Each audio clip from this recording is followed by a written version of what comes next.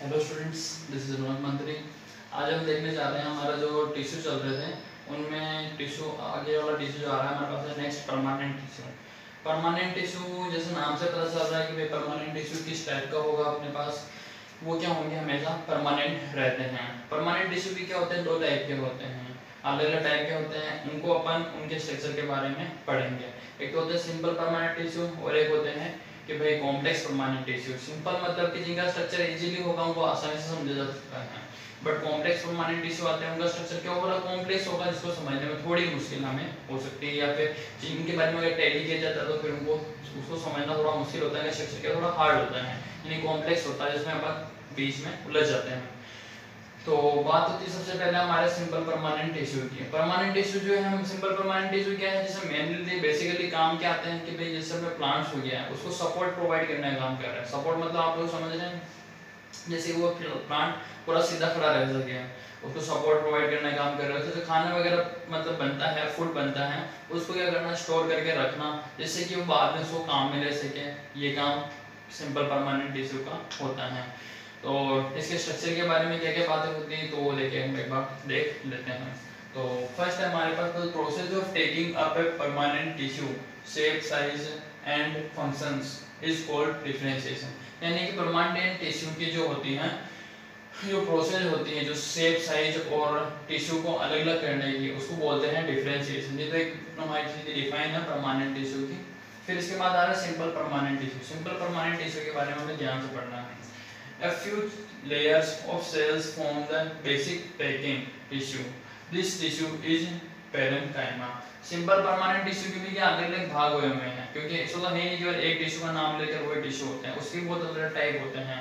तो उसके ऊपर जैसे मान लो कोई भी प्लांट है, उसके सेल्स होते हैं, उनके ऊपर क्या होती है, कुछ मतलब सेल्स हो गए या फिर प्लांट्स हो गए, उनके ऊपर लेयरिंग लगी हुई होती है। उन लेयरिंग को अपन क्या बोलते हैं, पेरेन्काइमा। ठीक है।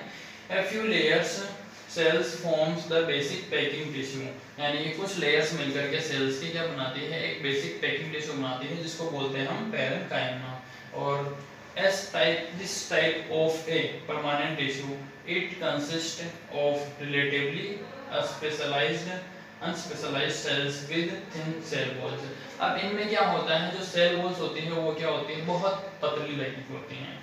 सेल वॉल्स का मतलब आप लोग समझ रहे हैं, जैसे अपन ने पहले वाले चैप्टर में पढ़ा था कि सेल वॉल्स क्या होती हैं, जो प्लांट के अंदर पाई जाती हैं और प्लाज्मा मेम्ब्रेन के आउटर साइड में होती हैं, जो क्या कर रही हैं, मटेरियल को किसी को बाहर से अंदर और अंदर से बाहर जाने से रोकने का काम कर रही है, या फिर उसको आने की परमिशन देने का काम कर रही है। ठीक है ना। तो नेक्स्ट हमारे पास इसके पॉइंट है, they are usually loosely packed so large space between cells are formed। इसकी जो सेल्स होती हैं उनमें क्या होता है, गैप बहुत ज़्यादा पाया जाता है। कारण सीधा सा कारण ये है कि भाई जो है इनके जो सेल्स हैं वो क्या है, थोड़ी दूर दूर है, तो इस वजह से इनको लूजली पैक किया गया। मतलब जिससे अपने पास जो ग्रुप बना हुआ है उसमें क्या है, स्किन के सेल्स का वो क्या है, पूरी तरीके लूज है। लूज है मतलब बीच में गैप ज़्यादा होगा, इस वजह से ज़्यादा गैप होने की वजह से ये आसानी से एक जगह दूसरी जगह मूव कर सकती हैं। अगर मान लो किसी जगह पे अपने पास जगह कम है तो अपन मूव कम कर पाते हैं, मतलब स्पेस बीच में क्या है, कम है। अगर लूज है मतलब लूजली पैक्ड है तो इसका मतलब क्या है, वहाँ पे स्पेस बहुत ज़्यादा है, वो आसानी से मूव कर सकती हैं। Next point, This tissue provides support to plants and also stores food। ये क्या कर रहा है, इसका मेन फंक्शन ये है, जो प्लांट है उसको सीधा सपोर्ट प्रोवाइड करना है, सपोर्ट प्रोवाइड करके उसको सीधा खड़ा रखने का काम करना है। और दूसरा कि भाई इसको जो खाना बन रहा है, स्टोर फूड हो रहा है, उसको क्या करना है, स्टोर करके रखना है, जिससे कि प्लांट की रिक्वायरमेंट जो एनर्जी की है वो पूरी होती रहे। नेक्स्ट है, In some situation it performs a photosynthesis and then it is called parenchyma। देखें तो जो अपने पास पेड़ पौधे होते हैं वो फोटोसिंथेसिस प्रोसेस को पूरी करते ही करते हैं। कुछ सिचुएशन में क्या होता है, पेरेन्काइमा भी फोटोसिंथेसिस प्रोसेस पूरी करता है, तो उस कंडीशन में इसको क्लोरेन्काइमा भी बोला जाता है। हाँ, क्लोरेन्काइमा बोलने का कारण क्या है, क्लोरेन्काइमा बोलने का कारण ये है कि जैसे मान लो जो पेड़ पौधे होते हैं, पेड़ पौधे की जो लीव्स होती हैं, पत्तियां होती हैं, उनमें आपको पता होता है क्लोरोफिल पाया जाता है। अब उस क्लोरोफिल की वजह से ही पेड़ पौधे जो होते हैं, क्लोरोफिल की वजह से और जो सनलाइट मिल रही है और कार्बन डाइऑक्साइड और वाटर, इन चारों चीज़ों के साथ में मिलाने की वजह से इनका जो फोटोसिंथेसिस प्रोसेस है वो पूरी होती है। तो क्लोरोफिल के प्रेजेंस में ये प्रोसेस पूरी हो रही है, इसलिए इसको क्लोरेन्काइमा बोला जा रहा है, ठीक है ना। तो डिफाइन हमें ध्यान रखनी है, कभी कभी ये क्या करता है, फोटोसिंथेसिस प्रोसेस भी पूरी करता है कौन, पेरेन्काइमा, इस वजह से क्या किया जा रहा है, इसको क्लोरेन्काइमा भी बोला जा रहा है, ठीक है ना। तो नेक्स्ट आ रहा हमारे पास in aquatic plants large air cavities are present in plants to give buoyancy to help them float, this is called aeronkymma। अब यहाँ पे फिर दूसरा आ रहा है कि भाई जो वाटर प्लांट्स होते हैं, मतलब जो पानी के अंदर रहते हैं वो प्लांट्स, एक्वेटिक प्लांट्स, उनमें क्या होता है हमारे पास कि जो प्लांट्स होते हैं उनको सपोर्ट प्रोवाइड करने के लिए, सपोर्ट या फिर buoyancy, जिससे ये मतलब क्या उनका जो मतलब बैलेंस है वो बना रहे, बैलेंस बनाने का काम मतलब इस तरीके से पानी है वाटर के लेवल के साथ में वो साथ में खड़े रह सकें, ये सपोर्ट प्रोवाइड करने का काम उनको जो कौन कर रहा है, ये टिश्यू होता है, उसको बोलते हैं एरेन्काइमा, क्योंकि ये क्या कर रहा है, उनको buoyancy प्रोवाइड कर रहा है जिससे कि वो पानी में उसकी जो पत्तियां हैं आसानी से तैर करके वहां का बैलेंस बनाए रख सकें, ठीक है। तो इस सारी प्रोसेस प्रोवाइड करने की वजह से क्या बोला जा रहा है, एरेन्काइमा, एरेन्काइमा, ठीक है ना। तो ये चीज में ध्यान रखनी है। नेक्स्ट है हमारे पास the flexibility in plants is due to another permanent tissue called collenchyma. अब जो फ्लेक्सिबिलिटी है, जैसे प्लांट से कुछ भाग क्या होते हैं अच्छे तरीके से फ्लेक्सिबल होते हैं, मूव हो जाते हैं, कुछ होते हैं बहुत हार्ड होते हैं, तो हार्ड जो काम हो रहा है प्लांट के होने का वो भी क्या है, किसी टिश्यू की वजह से है, और फ्लेक्सिबल होने का काम भी क्या है, किसी टिश्यू की वजह से है। तो फ्लेक्सिबल जो प्लांट को फ्लेक्सिबिलिटी प्रोवाइड करने का काम कर रहा है वो कौन सा टिश्यू है, कोलेनकाइमा, ठीक है। क्लोरेनकाइमा अलग है, कोलेनकाइमा अलग है। कोलेनकाइमा तो क्या कर रहे हैं यहाँ पे, प्लांट्स को फ्लेक्सिबिलिटी प्रोवाइड करने का काम कर रहा है, क्लोरेनकाइमा क्या कर रहा है, फोटोसिंथेसिस प्रोसेस को पूरी करवा रहा है। तो दोनों में डिफरेंस हमको याद रखना है, इस तरीके ऐसा नहीं है कि अपन उनको मिक्स कर दें, ठीक है ना।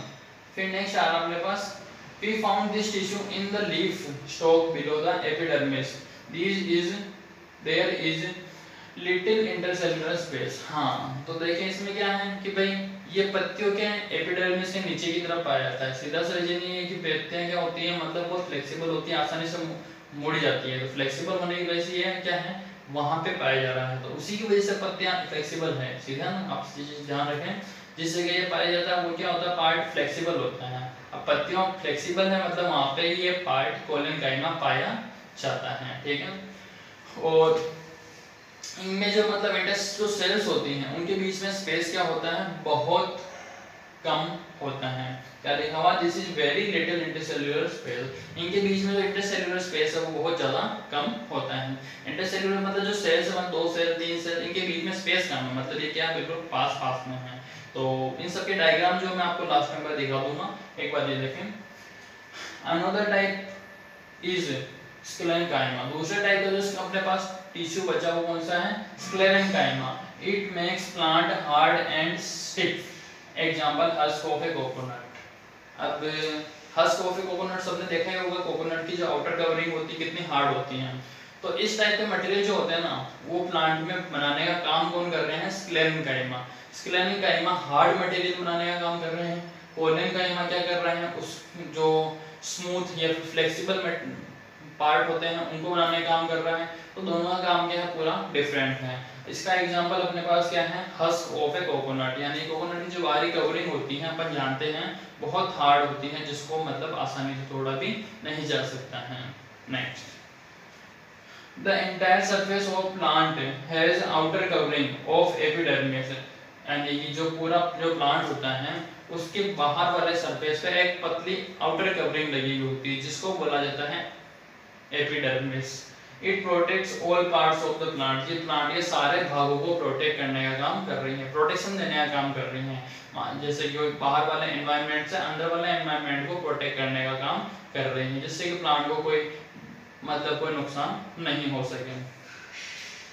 Next, small pores are present here and there in epidermis of the leaf. These pores are called stomata.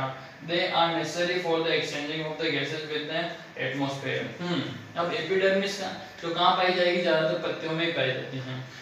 तो एपिडर्मिस क्या होता है, उसमें क्या होता है, छोटे छोटे पोर्स लगे हुए होते हैं। पोर मतलब छेद होते हैं, छोटे छोटे छेद होते हैं, इतने छोटे होते हैं छेद कि अपन उनको देख नहीं सकते अपने नॉर्मल आईज से। उसको देखने के लिए अपने को माइक्रोस्कोप लेना होगा।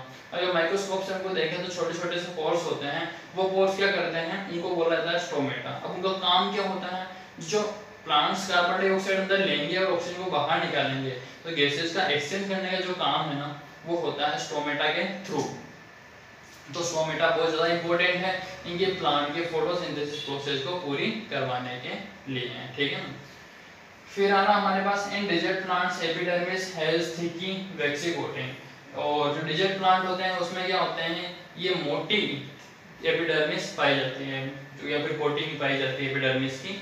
तो उसका कारण क्या है, अब डेजर्ट प्लांट है, तो डेजर्ट प्लांट है तो फिर वो क्या होते हैं, पानी को अच्छी तरीके से ले लेते हैं जमीन से। बट क्या है, जैसे मान लो कि भाई वहाँ पे गर्मी बहुत ज़्यादा होती है, सूरज की जो रोशनी होती है बहुत ज़्यादा होती है, तो ट्रांसपीरेशन ज़्यादा होगा, मतलब पानी का लॉस ज़्यादा होगा अगर नॉर्मल कवरिंग होगी तो। इस वजह से इनके जो आउटर कवरिंग होती है प्लांट्स की, वो क्या होती है, बहुत मोटी होती है, जिससे ये पानी का लॉस उनको क्या हो सके, बहुत कम हो सके। क्योंकि डेजर्ट प्लांट में या फिर डेजर्ट में पानी की क्या होती है, बहुत ज़्यादा कमी होती है, वहाँ पे आसपास पानी की कमी होती है, तो उनको पानी वैसे ही प्रॉपर नहीं मिल पाता है। अगर पानी प्रॉपर नहीं मिल पा रहा है तो जो पानी है अगर वो भी लॉस हो जाएगा तो प्लांट जो सर्वाइव नहीं कर पाएंगे। इसलिए प्लांट को सर्वाइव करने के लिए क्या करना होता है, वहाँ पे उनको जो उनकी कवरिंग होती है बाहरी एपिडर्मिस की कवरिंग की, उसको क्या किया जाता है, थोड़ा मोटा बनाया जाता है। नेक्स्ट आ रहा हमारे पास एज प्लांट गो ओल्डर ग्रो ओल्डर। जैसे जैसे प्लांट क्या होता है, बड़ा होता जाता है, बड़ा होता जाता है, the outer protective tissue undergoes certain changes, this forms several layers और barks। यानी जैसे जैसे प्लांट क्या होता जा रहा है, बड़ा होता जा रहा है, बड़ा हो रहा है तो क्या हो रहा है, उसके ऊपर कुछ चेंजेस आते जा रहे हैं, क्योंकि लेयर क्या होती जा रही है, आगे से आगे बढ़ती जा रही है। इस वजह से क्या होता है, प्लांट्स के ऊपर जो बार्क्स होते हैं, जैसे जो बड़ा प्लांट होता है या फिर जिस जो मतलब ज़्यादा टाइम हो गया होता है जिस प्लांट को, उसके ऊपर बार्क्स जो लगे हुए होते हैं, जो मतलब बाहर की तरफ जो छाल लगी हुई होती है, वो क्या होती, ज़्यादा होती है बड़े प्लांट में या ज़्यादा पुराने पौधे में या पेड़ में। तो जबकि नए पौधे या पेड़ में ये चीज़ें कम होती हैं, क्योंकि उसमें चेंजेस कम आए हुए होते हैं, ठीक है। तो ये तो बात थी हमारे सिंपल परमानेंट टिश्यू की। परमानेंट टिश्यू मतलब परमानेंट रहता है, इसलिए परमानेंट टिश्यू इसका नाम है। मतलब कि ये परमानेंट अपने बॉडी में रहेगा और अपन को सपोर्ट प्रोवाइड या प्लांट को सपोर्ट प्रोवाइड करने का काम करेगा। और फिर बाद में दूसरी आएगी हमारे पास कॉम्प्लेक्स परमानेंट टिश्यू की बात। तो कॉम्प्लेक्स परमानेंट टिश्यू हम हमारे नेक्स्ट क्लास में डिस्कस करेंगे। इसके पहले जो आप एक बार इसके जो डायग्राम्स हैं उनको अच्छी तरीके से देख लें। ये डायग्राम्स आपको नोट करने होंगे नोटबुक में।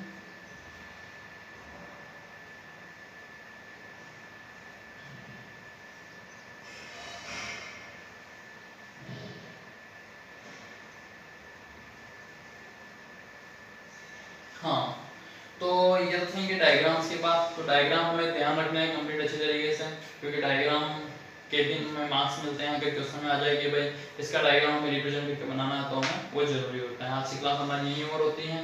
जो भी प्रॉब्लम हो आप वापस से मुझे पूछ सकते हैं।